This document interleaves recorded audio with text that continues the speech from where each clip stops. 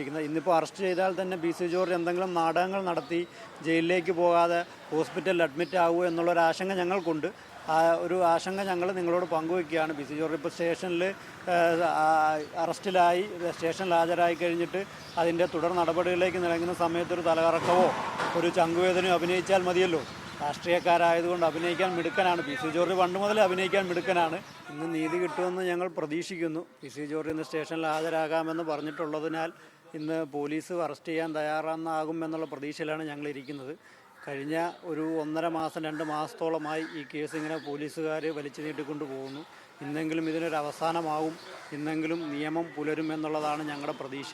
ഇന്ന് PC. George arrest സ്റ്റേഷനിൽ ഹാജരായി പോലീസ് തുടർ നടപടികളിലേക്ക് പോകുമെന്ന് തന്നെയാണ് ഞങ്ങൾ ഇന്ന് പ്രതീക്ഷിക്കുന്നത്. പി.സി. ജോർജിന് മാതൃകാപരമായ ശിക്ഷ, സമൂഹത്തിന് സന്ദേശം നൽകുന്ന ശിക്ഷ ലഭിക്കുമെന്ന് പ്രതീക്ഷിക്കുന്നുണ്ട്. തീർച്ചയായും അങ്ങനെ ഹൈക്കോടതിയുടെ പരാമർശം ആ രീതിയിലുള്ളതായിരുന്നു.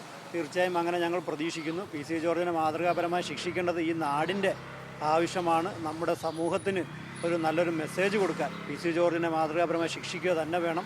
നമ്മുടെ രാജ്യത്ത് സമാധാനവും മതസൗഹാർദ്ദവും നിലനിൽക്കണമെങ്കിൽ ഇത്തരം വർഗീയ പരാമർശങ്ങൾ നടത്തുന്നവരെ മാതൃകാപരമായി ശിക്ഷിക്കുക തന്നെ വേണം. അതിന് ഈ സർക്കാരും ഇവിടുത്തെ നിയമവകുപ്പും വേണ്ട മുൻകൈ എടുക്കുമെന്ന് തന്നെയാണ് ഞങ്ങളിന്ന് പ്രതീക്ഷിക്കുന്നത്. ആശങ്കകളുണ്ട്. കാരണം പി.സി. ജോർജ് ആരോഗ്യ പ്രശ്നം ചൂണ്ടിക്കാട്ടിയാണ് ഈ 2 ദിവസത്തെ അവധി വാങ്ങിച്ചിരിക്കുന്നത്. ഇന്നിപ്പോൾ അറസ്റ്റ് ചെയ്താൽ തന്നെ പി.സി. ജോർജ് എന്തെങ്കിലും നാടകങ്ങൾ നടത്തി ജയിലിലേക്ക് പോകാതെ ഹോസ്പിറ്റലിൽ അഡ്മിറ്റ് ആകുമോ എന്നുള്ളൊരു ആശങ്ക ഞങ്ങൾക്കുണ്ട്.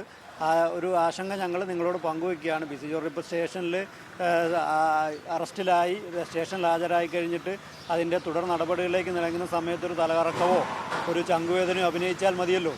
രാഷ്ട്രീയക്കാരായതുകൊണ്ട് അഭിനയിക്കാൻ മിടുക്കനാണ്. പി.സി. ജോർജ് പണ്ട് മുതൽ അഭിനയിക്കാൻ മിടുക്കനാണ്.